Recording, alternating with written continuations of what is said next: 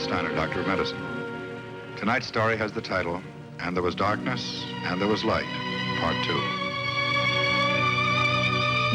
Guardian of birth, healer of the sick, comforter of the aged.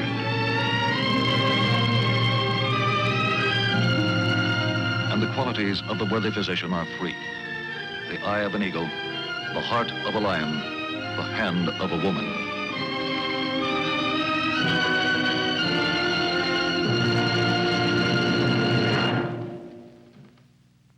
Tonight, Medic is brought to you by the Lamp Division of General Electric at Neela Park, Cleveland, Ohio.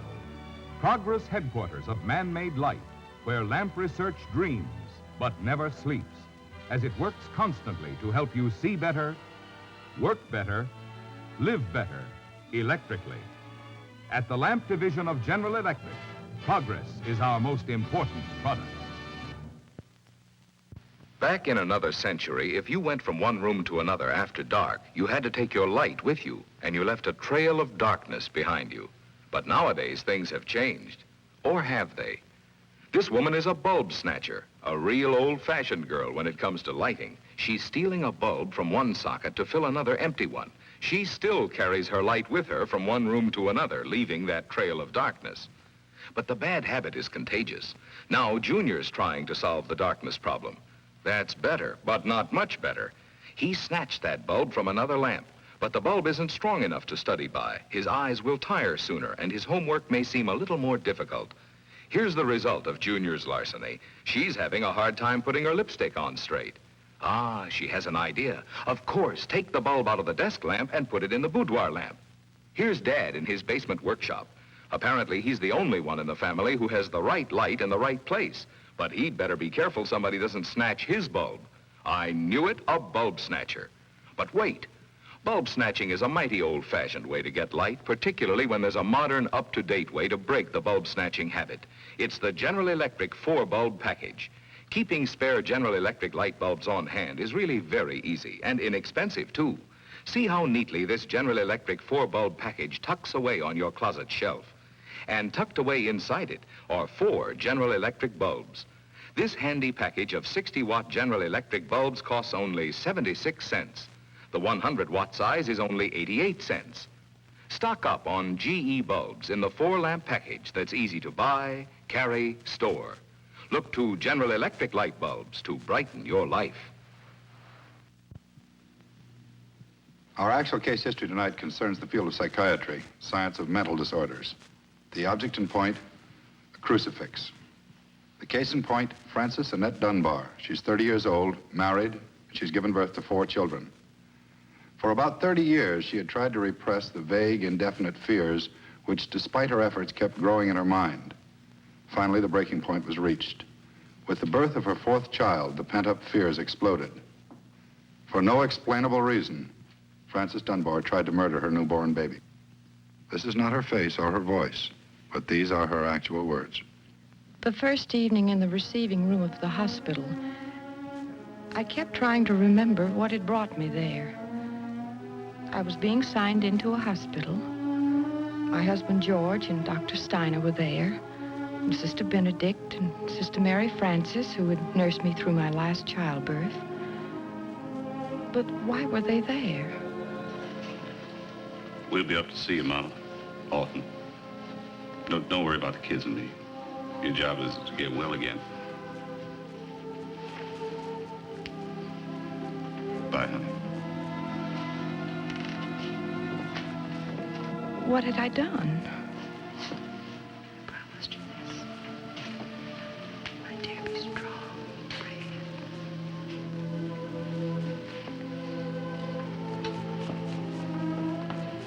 Well, make yourself comfortable, Mrs. Dunbar. I'll only be a moment longer.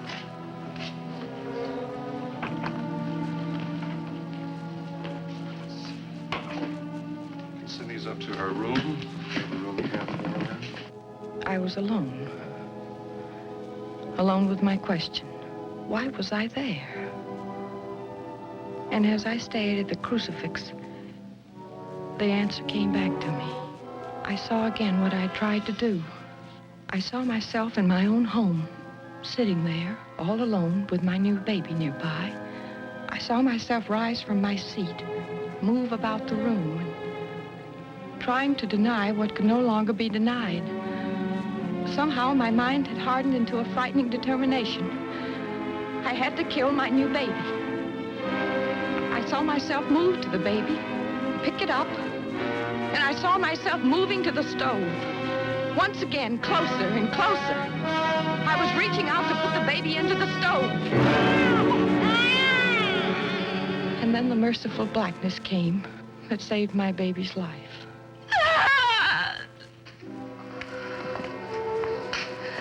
I don't want to hurt my baby. I don't. Of course not, Mrs. Dunbar. Of course not.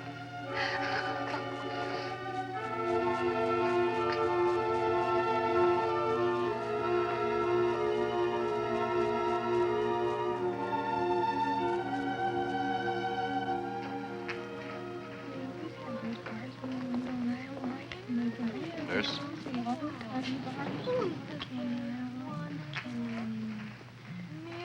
Mirror on the wall. Who's the fairest one of all? Mirror on the wall. Who's the fairest one of all? This way, Mrs. Dunbar. Mirror on the wall. Who's the fairest one of all? Oh, yes, it was a nice part. I'm so happy you could come. My husband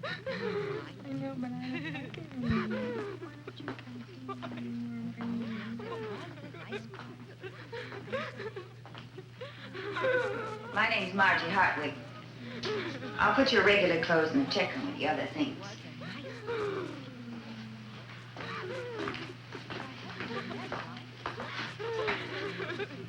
The bedroom doors are always kept open at night. And if you need anything, I'll be at my desk in the hall.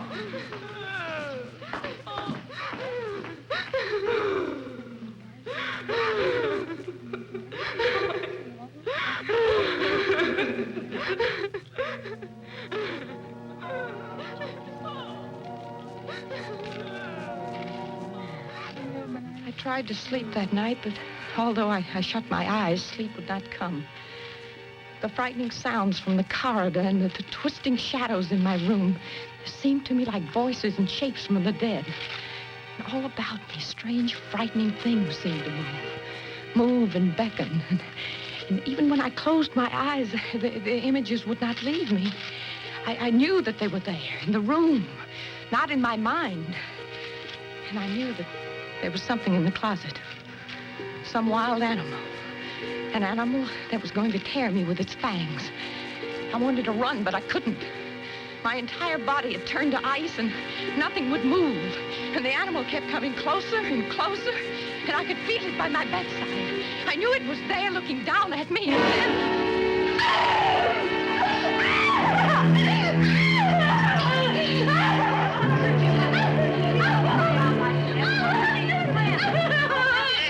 Now, Mrs. Dunbar, it's just old Mrs. Trenton. You shouldn't have left your room, Mrs.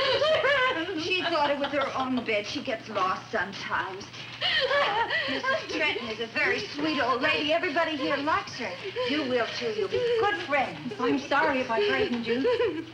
There now. You try to go to sleep. There's nothing to be afraid of here. We're all your friends. Come along, Mrs. Trenton. I'll take you back to your room. I thought I was in my own room, Marge. Really? Yes, truly, yes, I know. I understand. The next day, I was told some of the hospital rules. I could have the freedom of the corridors, and at the end of the corridor was a reception room. But I stayed in my own room all day long. I was too afraid of the patients to go out.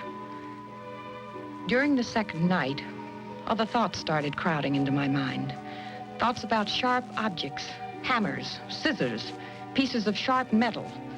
For many years, I'd been afraid of weapons and anything that might be used as a weapon. And now my mind was crowded with them. I don't know why. I never know why.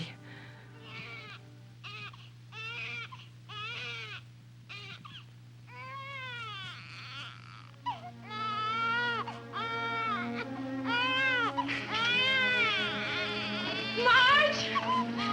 Marge! Marge! What is it, Mrs. Dunbar. It's my baby. Stop my baby from crying. There's no baby here, Mrs. Dunbar. Well, give me something to sleep. Please make me sleep. Now, you're going to be all right. You're going to be all right. Don't worry. I'll see if I can get you something. I couldn't realize at the time that there was really nothing to fear. I don't know about other state mental hospitals, but at this one, the doctors and nurses treated me with patience and kindness and understanding. But of course, I was in no condition to see that during those first days.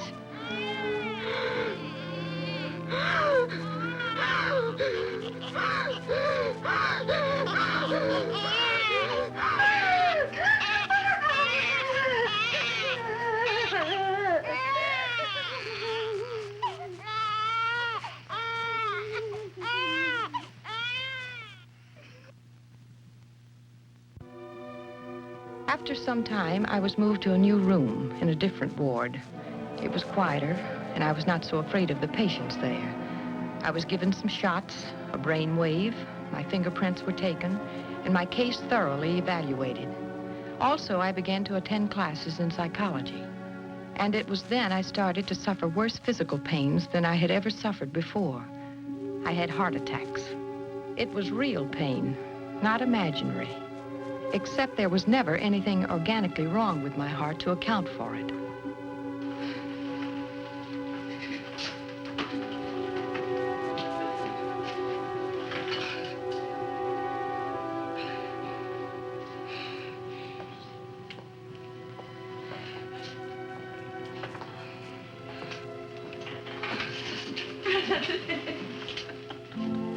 Some of the sisters came up on sick calls. I thought you'd like to see a familiar face, so I came along with them for a little visit. Oh, sister, I wish I could die.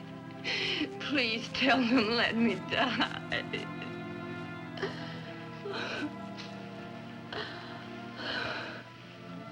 Did I tell you, Frances?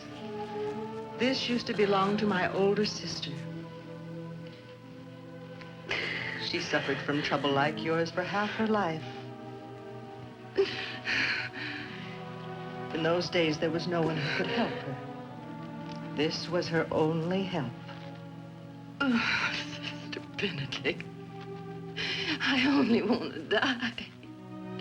God forgive me, but that's all I ask for. You're going to get well, Frances. We'll pray for you. And you pray for yourself. You're going to get well. But for the next 2 days, I kept praying only for death. I begged Almighty God to free me.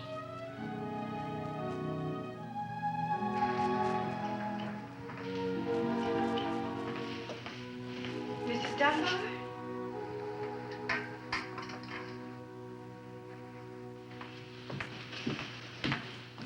Do you recognize it? It's your suitcase. Pretty? You're wondering why I brought your clothes to you? Because you're going to wear them when you see Dr. Clifford. Personal appearance is very important here. Dr. Clifford? He's one of our psychotherapists. He's going to help you get well again.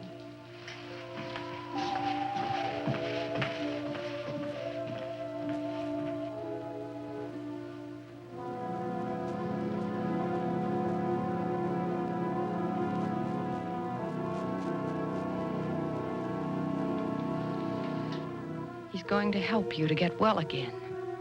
I kept saying it over and over. It gave me strength to see him. Dr. Clifford was a pleasant man, although I didn't like him at first. He gave me 2 tests, the intelligence test and an ink blot test. I was to tell what pictures I saw in the ink blots, much as one sees the shape of things in cloud formations. It all seemed pointless to me. I wanted sympathy, pity. I didn't know it at the time, but I was getting something better. Understanding. In the first month, he made me understand how my job was to bring the fears that were hidden deep in my subconscious out into the light of the conscious mind. Facing reality, I would learn to change things that could be changed and understand and accept the things that were impossible to change. But why do you think yours was such an unhappy childhood? Because it was. My father drank an awful lot. He was an alcoholic, and I was afraid of him.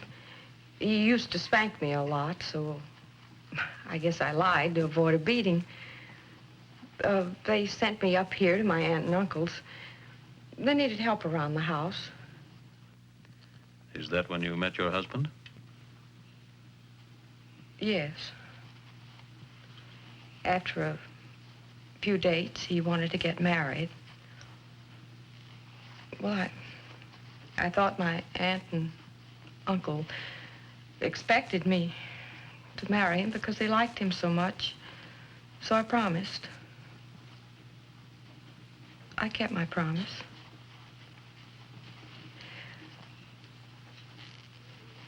On the way to my own wedding, I hoped I would be killed so I wouldn't have to go through with it. And on my wedding night,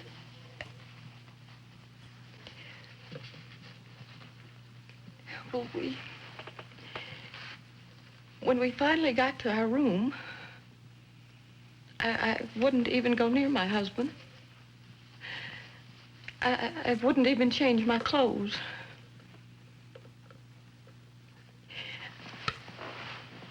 I just sat there in a chair all night long and cried from shame.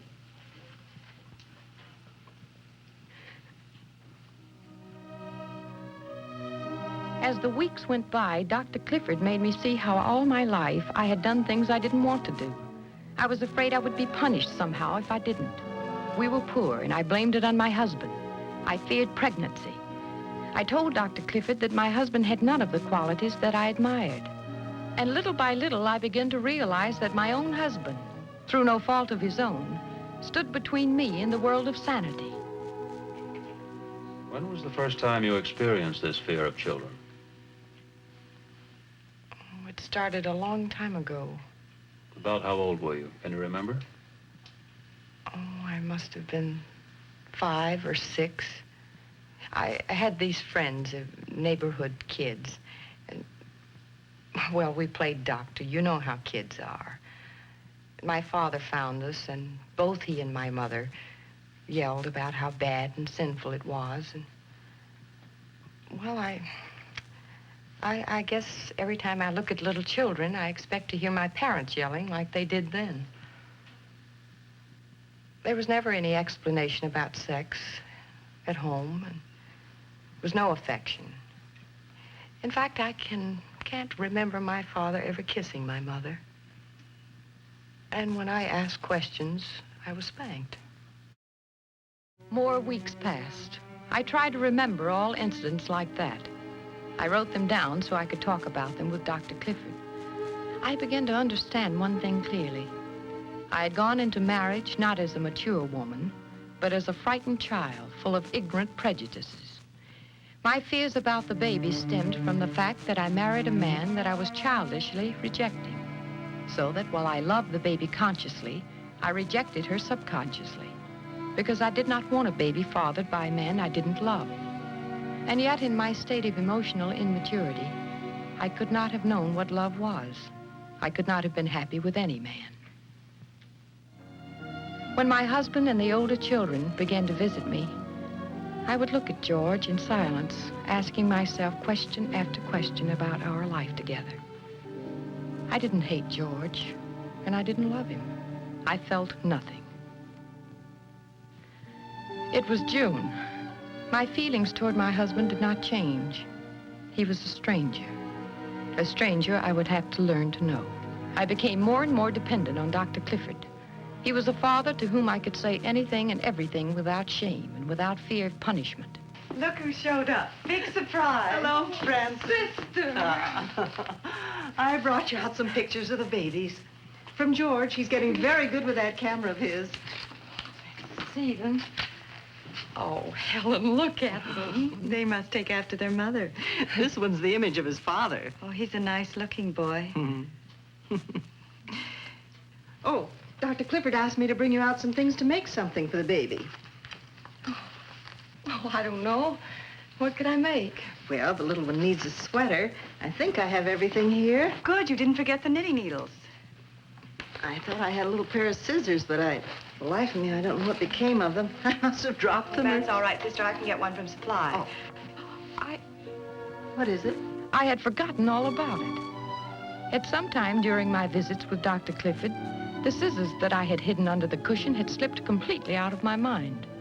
It had become unimportant enough to forget. What I used to think of as a deadly weapon was only an ordinary pair of scissors I had misplaced.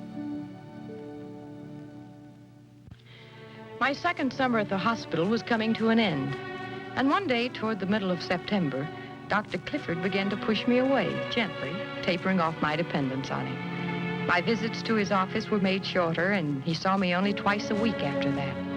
I was beginning to stand on my own 2 feet, thinking for myself. George and the children began to come more often, bringing pictures of the baby, of the house, of my mother.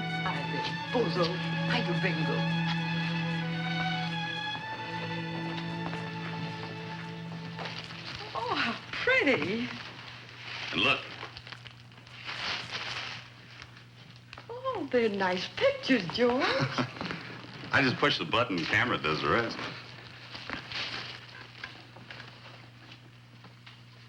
I got some good news. I got a raise. That's wonderful, George. Oh, it's not much. It's just a little raise, but... Well, your mother and I, we figured we could start saving up now for when you come home. For what when I come home? Well, you always wanted a nice room of your own. And, well, we figured that we could start saving now. In a few months, we'd have enough to fix up that old side room for you. You know, your mother's got some real great ideas about color and drapes and stuff like that. Well, that's nice, George, but what about my ideas? Well, we only wanted to do something nice for you. Did I do something wrong again?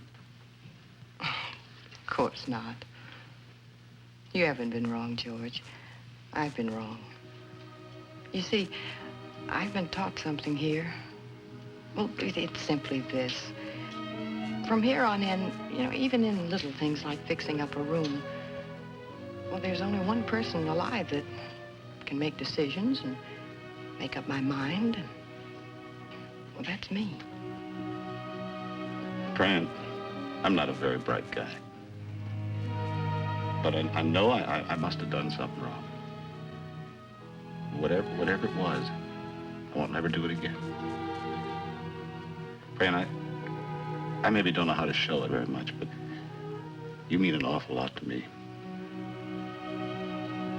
Be just a little bit patient, please.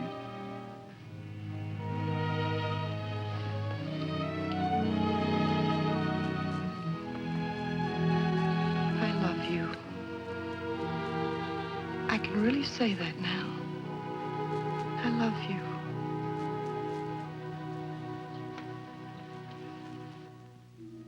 Summer passed into autumn, and autumn into winter. And then one day in early December, Dr. Clifford explained to me about the family care job. It was a step toward rehabilitating me back to my own responsibilities as a wife, a mother, and a homemaker. I was allowed to leave the hospital every day to take care of an old couple in the next town. By caring for them properly, I gained proof that I could care for my own loved ones. It was the last test, and the month of December was a happy one for me. It was the day before Christmas. The joy of simply being alive filled every moment. I'd be going home soon, someday in the coming new year, home to my children, my husband, and to my baby. Hello. Hello, Fran. I hope I'm not disturbing you. No, I was just finishing up my creche here. I told Jessie so much about it, she wanted to come over and see it. Jessie, this is Mrs. Dunbar. Hello, Jessie. Your little girl? Mm-hmm. I thought maybe you could show her your creche while I was in C3, helping them get ready for the Christmas Eve party tonight. Oh, I'd love to show Jessie. Are you having guests for the party? Oh, yes. My husband is bringing over the older children, and Dr. Steiner said he'd stop in for a little while. That's wonderful. Don't let Jessie bother you too much. I'll be only 10 or 15 minutes. Oh, you take as long as you like. Thanks.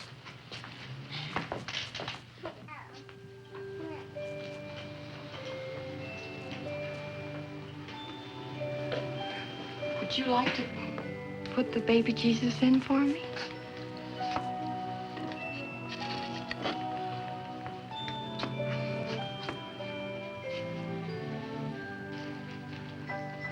Hey, you two had better get dressed for the party. I can finish up. There's only the tinsel left.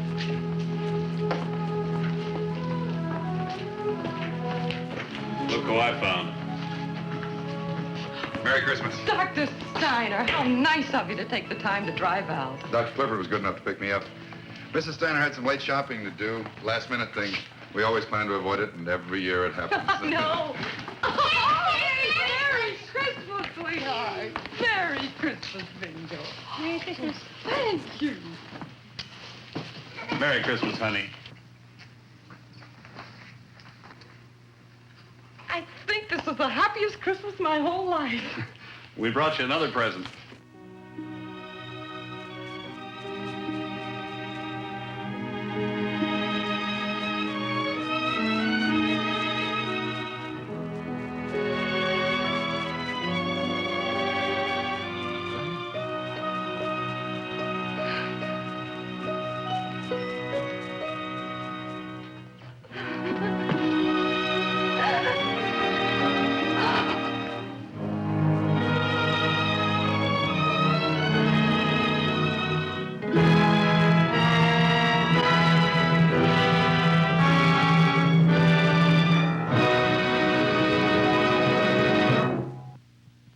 Now, a message from the co-sponsor of Medic, the Dow Chemical Company.